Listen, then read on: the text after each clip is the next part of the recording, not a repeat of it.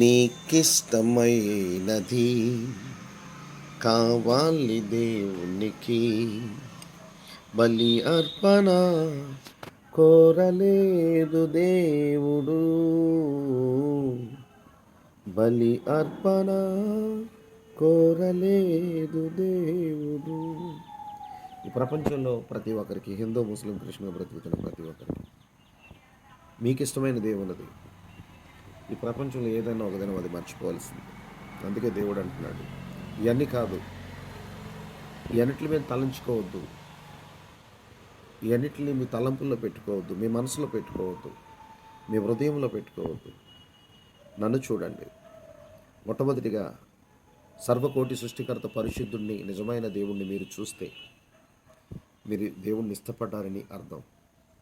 నీకు ఇష్టమైనది ఈ లోకంలో ఉన్నది, కానీ మనకిష్టమైన వాడు పరలోక రాజ్యంలో ఉన్నాడు కనుక దేవుడు అంటున్నాడు, నీకు ఇష్టమైన వదిలి ఒక దినము ఈ ప్రపంచం అంతా గతించిపోతుందని 1 కొరింథీయులు 7:31 క్లియర్గా రాసి ఉన్నది. ఈ ప్రపంచం అంతా దేవుడి చిత్తానుసారంగా సృష్టింపబడింది. అలాగే ఈ ప్రపంచం అంతా ఒక దినము గతించిపోతుంది దేవుడు చెప్పాడు. వీలుంటే మీరు ఆదికాండం నుంచి ప్రకటన గ్రంథం వరకు బైబిల్ గ్రంథం చదవండి. దేవుని ప్రేమలేఖ ఏంటో అర్థమవుతుంది. నిన్ను ప్రేమించే ఆ దేవుని భూమి మీదకి వచ్చాడు, నీకోసమే ఇక్కడ జన్మించాడు, నీ హృదయంలో జన్మించాలని.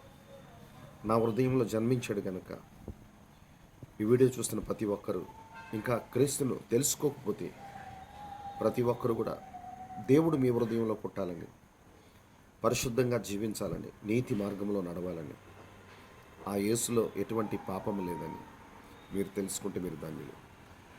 మీరు సిద్ధపాటులో ఉండి దేవుణ్ణి తెలుసుకోండి. మీ ప్రాంతంలో ఎక్కడైతే క్రిస్మస్ చేస్తున్నారో ప్రతి చోట వెళ్ళి వాక్యం వినండి. దేవుడి ప్రేమలేఖ ఏంటో, ఆ యొక్క ప్రేమలేఖ ఏమి రాసి ఉన్నదో నిన్ను రక్షించడానికి అని తెలుసుకుంటాం. God bless you all. Praise the lord.